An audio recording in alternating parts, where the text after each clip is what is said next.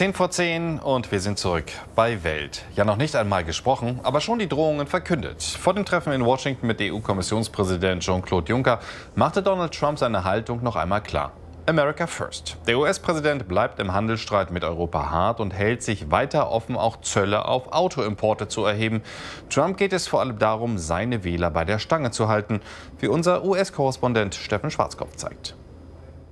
Es sind die Dinge, die den US-Präsidenten glücklich machen. Alles made in the USA, von Hotdog-Brötchen bis hin zu Cowboystiefeln. Selbst einen Tarnkappenbomber hatte man ihm in den Garten gestellt. Beim Besuch von Jean-Claude Juncker dürfte es heute weniger freundlich zugehen. Wir treffen Chris Garcia. Bis vor kurzem war er die rechte Hand von US-Handelsminister Ross und Berater von Donald Trump.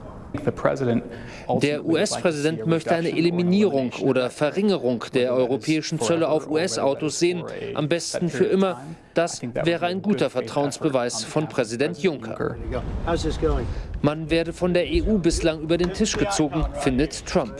Vor allem die vielen deutschen Autos in den USA sind ihm ein Dorn im Auge.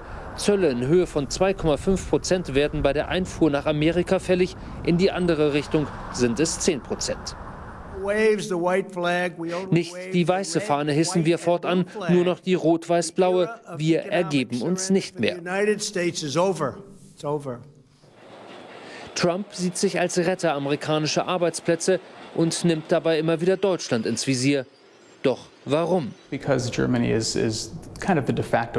Deutschland der de facto Chef in Europa ist. Starke Wirtschaft, starke Anführer. Und wir erwarten einfach, dass man als Partner besser und fairer mit uns umgeht. Mit anderen Worten, von den USA hat EU-Kommissionspräsident Juncker heute keine Geschenke zu erwarten.